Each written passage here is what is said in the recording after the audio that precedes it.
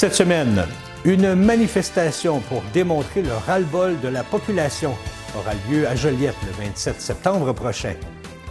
La Sûreté du Québec intensifiera ses interventions aux abords des écoles lors de la rentrée scolaire et un homme de 53 ans perd la vie dans une violente embardée à Saint-Barthélemy. Bonjour, ici Danny Bérubé. Bienvenue à vos actualités régionales.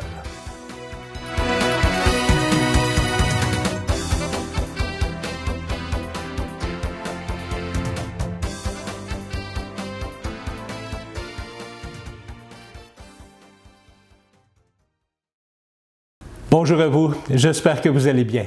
Bienvenue à votre bulletin de la semaine du 26 août 2024. Une manifestation pour la justice sociale et climatique se tiendra au parc Louis-Querbe de Joliette le vendredi 27 septembre. Cette démonstration citoyenne débutera à 11 h avec des kiosques d'information. Le départ de la marche débutera à 13 h et le tout se terminera à 15 h. L'événement déclencheur de cette manifestation a été la destruction d'un jardin mis en place par des bénévoles de l'organisme Les Amis de la Chico à Saint-Cuthbert en raison des dernières pluies diluviennes. Ce jardin, qui avait pour but de nourrir les familles de la communauté, en plus de servir de lieu d'apprentissage pour les élèves d'une école à proximité, a été détruit lorsque la rivière Chico est sortie de son lit. La manifestation prévue à Joliette est en soutien au mouvement pour la suite du monde, une initiative réunissant des organisations syndicales, environnementales, communautaires, étudiants de la santé, de l'économie, ainsi que des collectifs de citoyens et d'élus. Ce mouvement a notamment comme objectif de démontrer le ras-le-bol de la population en lien avec les décisions politiques des gouvernements. En conférence de presse, la présidente des étudiants du Cégep à Joliette, Mégane Bourdon, a accusé François Legault de ne pas encore avoir réalisé la gravité de la situation en ce qui concerne les crises climatiques et sociales. Selon elle, le gouvernement caquiste continue de ne pas écouter l'avis des scientifiques et des experts qui abordent les sujets de la protection des écosystèmes ainsi que la sobriété énergétique afin de réduire les gaz à effet de serre. On l'écoute. Bonjour, je m'appelle Mégane Bourdon et je suis la présidente des étudiants du Cégep de Joliette. Nous sommes le comité organisateur de la manifestation du 27 septembre prochain qui est constitué de plusieurs organismes étudiantes, environnementales, communautaires et syndicales de la Nodière. Aujourd'hui, nous sommes ici pour constater la destruction d'un jardin que des bénévoles de la municipalité de Saint-Cuthbert, les Amis de la Chico, initiateurs de ce projet, ont pris plus de 4 ans à réaliser. Il devait servir à nourrir les familles de la communauté et servir de lieu d'apprentissage pour les jeunes de l'école de Saint-Cuthbert, située juste à côté. Ce magnifique projet est littéralement tombé à l'eau, détruit par la rivière Chico qui est sortie de son lit à la suite des pluies diluviennes qui ont inondé le Québec lors du passage de l'ouragan Déby qui a frappé encore plus durement les régions plus au sud. Toutes les récoltes sont détruites ou inutilisables. À travers le Québec, il y a plein d'autres endroits comme ici. Cet événement s'ajoute à une longue suite d'autres événements catastrophiques liés au changement climatique qui touchent le Québec. Les canicules meurtrières, les incendies de forêt, les sécheresses, les pertes des rendements agricoles, la destruction des routes, les arbres abattus par les tempêtes, en plus de tous les impacts sociaux, les pertes matérielles et la détresse que vivent les gens. Et nous savons que cette situation va continuer de se dégrader. Les catastrophes naturelles et l'augmentation des maladies à long terme auront des répercussions sur la santé physique et mentale de la population. Les études le montrent clairement que nos systèmes de santé sociaux ne seront pas en mesure de faire face à la crise climatique dans leur état actuel.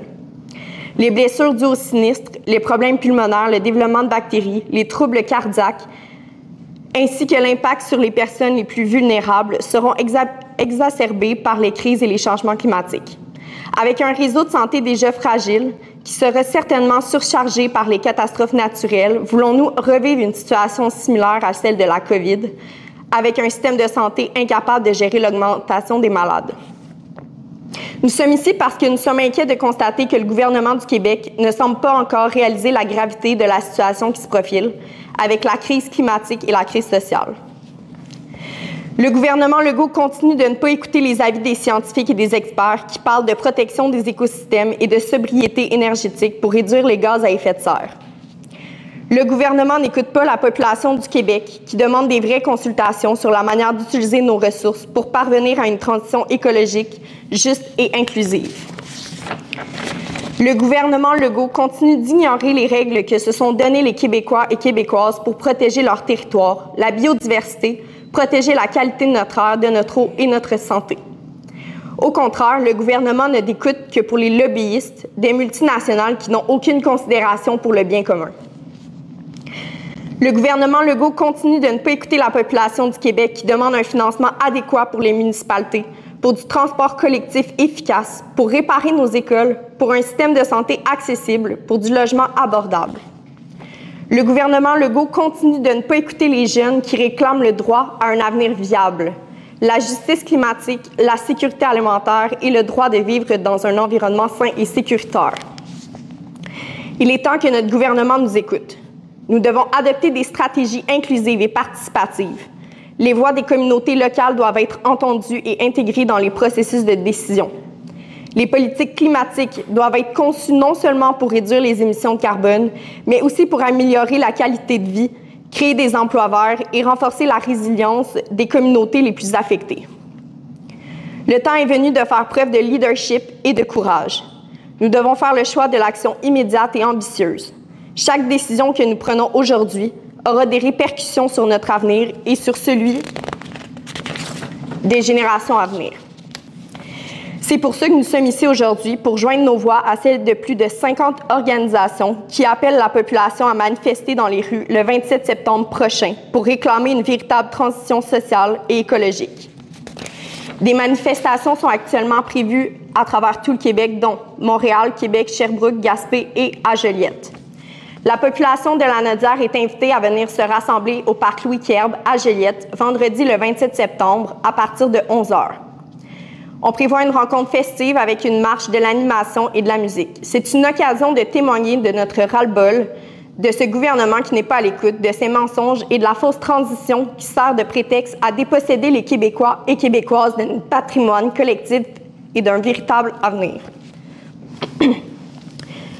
Vous vous demandez sûrement à quoi ça sert d'aller marcher. C'est un moyen de démontrer à notre gouvernement que nous ne sommes pas en accord avec le fonctionnement actuel. C'est en étant solidaires, tous ensemble, qu'il peut y avoir du changement.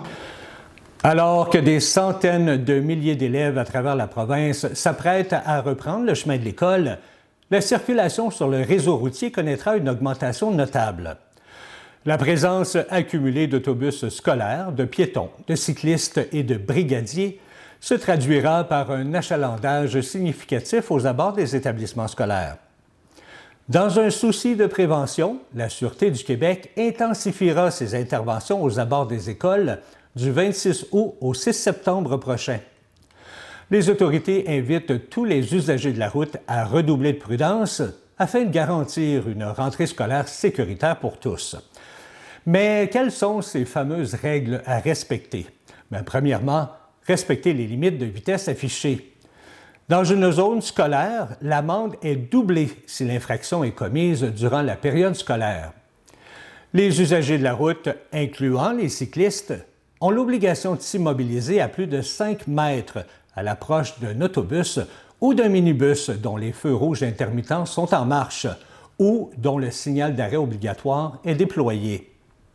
Lorsque la circulation est dirigée par un agent de la paix, un brigadier scolaire ou un signaleur chargé de diriger la circulation lors de travaux, toute personne doit, malgré une signalisation contraire, obéir à leurs ordres et signaux. Et finalement, les conducteurs sont dans l'obligation de s'immobiliser à l'approche d'un passage piéton lorsqu'un piéton s'est engagé dans les bandes jaunes ou blanches ou qu'il a manifesté clairement son intention de le faire. Rappelons également l'importance du respect de la signalisation aux abords des écoles, particulièrement les zones réservées aux autobus, les zones où le stationnement est interdit et les zones de débarcadère. Plusieurs parents déposent leurs enfants à l'école. Ceux-ci doivent s'assurer de le faire à un endroit sécuritaire afin d'éviter les manœuvres imprudentes telles que le stationnement en double et les virages en U. Un homme de 53 ans a perdu la vie dans une violente embardée survenue mercredi de la semaine dernière à Saint-Barthélemy, sur le rang des Vins. L'accident s'est produit peu après 23 heures, alors que le conducteur circulait en direction ouest à bord d'une fourgonnette. Le conducteur a perdu le contrôle de son véhicule, percutant une remorque fermée stationnée avant de s'écraser contre des arbres. À l'arrivée des secours, le conducteur était inanimé dans son véhicule et son décès a été constaté sur place. Les pompiers ont dû intervenir pour désincarcérer le corps du conducteur, tandis qu'un policier spécialisé en enquête de collision s'est rendu sur les lieux pour déterminer les causes et les circonstances de l'accident. Bien que la vitesse pourrait être un facteur contributif, l'enquête est en cours pour éclaircir les détails de l'incident. Il est à noter que le conducteur, qui venait récemment de s'installer à Saint-Barthélemy, ne possédait pas de permis de conduire valide au Québec. Les autorités continuent de recueillir des informations pour mieux comprendre les circonstances entourant cette tragédie. On se souviendra que le dimanche 18 août dernier, 2 personnes ont perdu la vie sur l'autoroute 40 à la hauteur de Saint-Barthélemy. Elles ont été impliquées dans une collision frontale en tentant de fuir les policiers qui les avaient prises en charge. Eh bien, le barreau des enquêtes indépendantes a déclenché une enquête sur cet événement. Premièrement, rappelons les faits. L'incident s'est amorcé vers les 14h40 lorsque des policiers ont été interpellés concernant un avis de surveillance émis par la Sûreté municipale de Repentigny au sujet d'un véhicule suspect. La raison pour laquelle cet avis a été publié n'a pas été dévoilée par les forces de l'ordre. Environ 30 minutes plus tard, un policier aurait localisé le véhicule en question sur l'autoroute 40 en direction est à la Noret. Peu après, un deuxième agent serait arrivé sur les lieux et les 2 véhicules et de patrouille auraient suivi le véhicule suspect sans allumer leur gyrophare. Quelques kilomètres plus tard, l'un des agents aurait allumé ses gyrophares, mais le véhicule impliqué aurait continué sa route en direction est. Suite à diverses manœuvres, le véhicule impliqué aurait circulé en sens inverse et il aurait engendré une collision avec un autre véhicule transportant 2 passagers. L'accident s'est passé au 157e kilomètre à Saint-Barthélemy. Le décès des 2 personnes se trouvant dans le véhicule suspect a été constaté sur place. De leur côté, les passagers de l'autre véhicule ont été blessés et transportés à l'hôpital, mais leur vie ne serait pas menacée. Puisque le Bureau des enquêtes indépendantes se penche sur tous les cas où une personne, autre qu'un policier en service, décède ou subit une blessure grave lors d'une intervention policière, eh bien, une enquête est ouverte. 6 enquêteurs ont été affectés à ce dossier. On rapporte également que le service de police de la Ville de Montréal agira en tant que corps policier de soutien pendant cette enquête. Mardi de la semaine dernière, un homme de 36 ans a été aperçu dans un parc près de la rivière Bayonne à Berthierville, utilisant une carabine à plomb. Cet acte a immédiatement suscité des appels de citoyens préoccupés au 911. Les policiers de la Sûreté du Québec, de la MRC de Dautrey, sont rapidement intervenus et ont interpellé l'individu aux alentours de 19 heures. Aucune personne n'a été blessée et aucun dommage matériel n'a été constaté. L'homme recevra un constat d'infraction en vertu des règlements municipaux de Berthierville. Lors de la séance du 9 août et en réponse aux interrogations d'un citoyen au sujet de l'intersection de la route 348 et du chemin Forest à Rawdon, le maire Raymond Rougeau n'a pas mâché ses mots. Il a dit craindre que d'autres accidents ne surviennent, voire même des décès. En avril dernier, une dame de 84 ans est décédée et 2 personnes ont été blessées lors d'un accident survenu à l'intersection du chemin Forest et de la route provinciale. Au mois de juillet, une collision à cette même intersection a fait 3 blessés. Le 16 août dernier, une collision a fait 2 blessés mineurs, un homme de 81 ans et une femme de 70 ans. L'intersection du chemin Forest et de la 348 était encore une fois en cause. Il s'agit d'un 3e accident en 4 mois et demi. Le maire souhaite que des mesures préventives et des gestes rapides soient posés, même si c'est temporaire, en attendant une solution permanente. « S'il vous plaît, agissez rapidement », a déclaré M. Rougeau en faisant référence au ministère des Transports et de la Mobilité durable. Actuellement, aucun plan correctif ne serait déposé pour le secteur. Le maire a rappelé que le conseil municipal avait déjà fait des demandes à cet effet par voie de résolution. Un citoyen s'est présenté au micro et il songerait d'ailleurs à lancer une pétition afin d'appuyer les revendications municipales.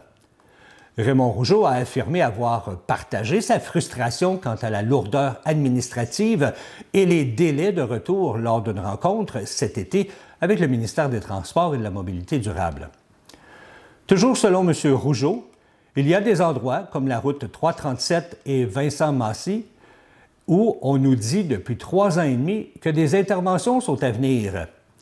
Il y a présentement une frustration politique.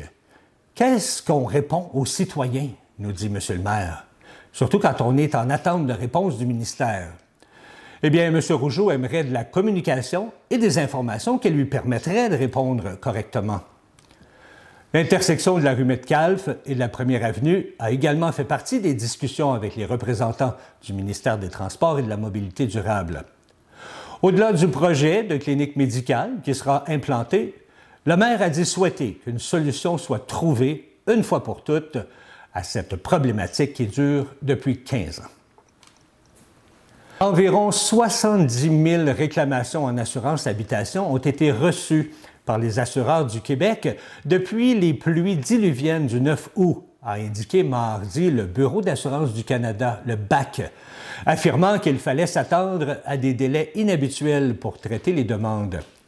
Faisant le bilan alors que les demandes d'indemnisation continuent d'entrer, le BAC a soutenu qu'il s'agissait d'un nombre équivalent à plus de 10 fois le volume habituel. Le BAC a tenu à informer les sinistrés que tout est mis en œuvre par l'industrie de l'assurance afin de répondre le plus rapidement aux demandes d'indemnisation, malgré des délais inévitables dans le traitement de leurs dossiers. Les précipitations causées par débit ont atteint 200 mm en 24 heures par endroit. Les régions de Montréal, des Laurentides, de la Naudière et de la Mauricie ont été touchées, bref, une grande partie du sud du Québec. L'organisation a rappelé que les précipitations du 9 août s'ajoutent à 3 autres événements météorologiques d'importance survenus cet été au Canada en quelques semaines, soit les incendies de forêt à Jasper, les pluies diluviennes à Toronto et la grêle à Calgary. Le BAC a affirmé dans un communiqué que ceci crée une pression énorme sur l'industrie de l'assurance et les services après sinistre qui sont à pied d'œuvre pour répondre avec diligence à ce flot de demandes sans précédent.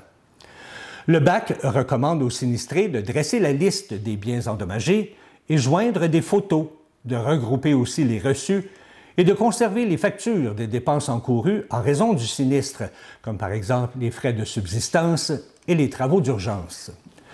Le premier ministre François Legault a invité vendredi de la semaine dernière les sinistrés à se tourner d'abord et avant tout vers leur assureur privé afin de réclamer le maximum prévu à leur contrat d'assurance. Selon les cas, Québec pourrait payer la différence de la facture des travaux qui n'a pas été couverte par un remboursement des assureurs. Le Bureau d'assurance du Canada a estimé que les conditions météorologiques extrêmes en 2023 ont causé plus de 3,1 milliards de dommages au Canada. Et après ces inondations, eh bien, devrait-on bannir la construction de sous-sols au Québec? Eh bien, les pluies diluviennes provoquées par la fameuse tempête Déby ont ravagé de nombreuses résidences au Québec, ce qui soulève cette question cruciale. Doit-on arrêter de construire des sous-sols au Québec? Face à l'ampleur des dégâts causés par le refoulement des égouts, les autorités et experts se penchent sur l'idée d'interdire les sous-sols dans les nouvelles constructions résidentielles. Les sous-sols deviennent de plus en plus vulnérables aux inondations, exacerbés par des événements climatiques extrêmes qui se multiplient. Ces espaces, qui autrefois servaient de villes sanitaires, se sont transformés en pièces à vivre, mais ils sont maintenant plus exposés aux inondations à cause des infrastructures d'égouts qui peinent à gérer toute cette eau massive. Notons cependant qu'une interdiction des sous-sols pourrait entraîner d'autres défis. Bien que cette solution limiterait les dégâts lors de fortes pluies, elle nécessite une réflexion plus approfondie sur les alternatives viables pour les futurs projets résidentiels. Cette discussion est en cours alors que les autorités pèsent sur la meilleure façon de protéger les foyers québécois contre des catastrophes similaires à l'avenir. Le Service de protection et d'intervention d'urgence de Saint-Félix-de-Valois vous invite à sa journée porte ouverte de la caserne le 14 septembre prochain de 9h à 16h. Ce sera l'occasion parfaite pour faire découvrir à vos enfants et à vous-même les équipements des pompiers. Plusieurs activités seront proposées, comme la présentation et l'essai d'équipements, la visite des camions, ainsi que la présentation du service d'entraide. Les pompiers en profiteront également pour faire de la prévention et de la sensibilisation. Vous pourrez même apporter vos extincteurs, car Félix Sécurité sera sur place pour en faire la vérification. Plusieurs surprises vous attendent cette journée-là. C'est donc un rendez-vous à mettre à votre agenda le 14 septembre à la caserne de Saint-Félix-de-Valois, située au 5331 chemin de Saint-Jean. Bonsaï Gros Bec de Saint-Alphonse-Rodriguez a invité la population à l'inauguration du premier jardin Feng Shui au Québec, selon les dires de l'entreprise. Ce jardin unique, d'une superficie de 10 000 pieds carrés, a ouvert officiellement ses portes au public le 25 août dernier. Ce jardin a été soigneusement aménagé en différentes zones. Chacune représente un domaine de la vie à travers des formes, des objets et des couleurs spécifiques. Les visiteurs ont pu découvrir un univers de sérénité et d'harmonie. En respectant les principes du Feng Shui, le lieu harmonise les 5 éléments essentiels, le métal, l'eau, le bois, le feu et la terre. Le jardin Feng Shui est un véritable havre de paix conçu pour offrir un moment de calme et de revitalisation. Pour les intéressés, eh bien, on vous attend chez Bonsaï Gros Bec, situé au 40 rue Imbeau, à Saint-Alphonse-Rodriguez. J'ai même eu la chance personnellement d'aller faire un tour il y a quelques semaines et j'en suis sorti enchanté de mon expérience. Et si jamais pour ceux et celles qui auraient manqué notre émission en direct chez Bonsaï Gros Bec la semaine dernière, eh bien, vous pouvez toujours la visionner en allant sur la chaîne YouTube de CTB TV. C'est vraiment une très belle émission à regarder. C'est le retour tant attendu du rendez-vous country de Saint-Michel-des-Saints. Cet événement clôture toujours de belle façon l'été en Haute-Matawini. Cette année, le rendez-vous country aura lieu du 29 août au 1er septembre. Comme à l'habitude, plusieurs activités seront proposées par toute la communauté pour les plaisirs des petits et des grands cow-boys et cowgirls. Le jeudi 29 août, bien, les Chevaliers de Colomb proposent leur fameux bingo à 19h. Le vendredi 30 août, en plus d'une journée d'activité sociale, eh bien, vous aurez droit à divers spectacles en soirée, dont le retour à la demande générale du Blue Ridge Band. Le samedi, on vous propose un après-midi de spectacles gratuits à l'église, ainsi que bien d'autres à différents endroits de la municipalité. Et dimanche, eh bien, c'est le retour de la messe avec chorale country gratuite, et ce sera suivi de cours de danse en ligne country. Alors, si c'est dans vos plans d'apprendre la danse en ligne, eh bien, c'est peut-être le temps d'en profiter. Les billets sont en vente au tarif de 40 $ pour chacune des soirées, ou le laissez-passer de 3 jours est à 100 $, et ça inclut le service de camping sans service. Pour plus d'informations, vous pouvez téléphoner au numéro affiché à l'écran. L'été n'est pas encore terminé, qu'on parle déjà de Noël. Et oui, par contre, quand on parle de préparer un concert de Noël, bien, il faut s'y prendre longtemps d'avance. Et c'est pourquoi les chanteurs de la place Bourget sont présentement à la recherche de nouvelles voix pour leur concert annuel Féerie de Noël. Cette chorale dynamique, ouverte à tous les âges et niveaux d'expérience, vous invite à vous joindre à eux pour un moment musical inoubliable. Alors que vous soyez soprano, alto, ténor ou basse, votre voix a sa place parmi les chanteurs de la place Bourget. L'unique critère requis, aimer chanter et avoir une voix juste. Sous la direction de M. Louis Babin et le fameux directeur musical talentueux et dévoué, les choristes se retrouvent chaque jeudi soir à la salle multifonctionnelle de l'Académie Antoine Manceau pour des répétitions. Le concert Féerie de Noël se tiendra cette année le 8 décembre à 15h à l'église Christ-Roi. Un rendez-vous devenu incontournable pour les amateurs de musique chorale dans la région.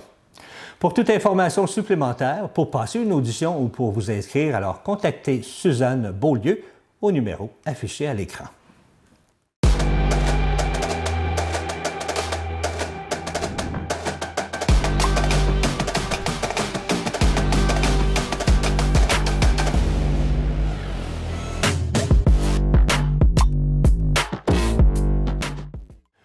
Une foule de partisans ont assisté vendredi soir dernier à l'Arena Family Prix de Saint-Gabriel à une partie de hockey opposant les Voltigeurs de Drummondville et les Cataractes de Shawinigan de la Ligue de hockey junior majeure du Québec.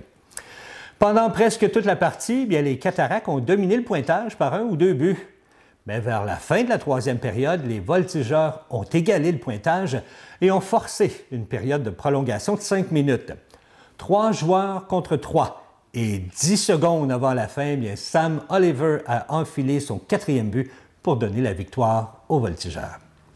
Le 15 septembre prochain, à 15h, à l'Arena Family Prix de Saint-Gabriel, les Loups joueront une partie hors concours. Et le match d'ouverture pour la saison des Loups aura lieu le 29 septembre à 15h, toujours à l'Arena Family Prix de Saint-Gabriel.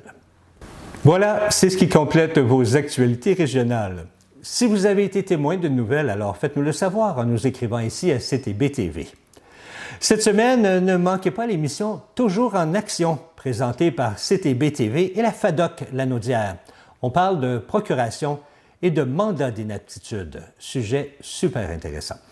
C'était Danny Bérubé pour vos actualités régionales. Je vous souhaite une agréable fin de journée.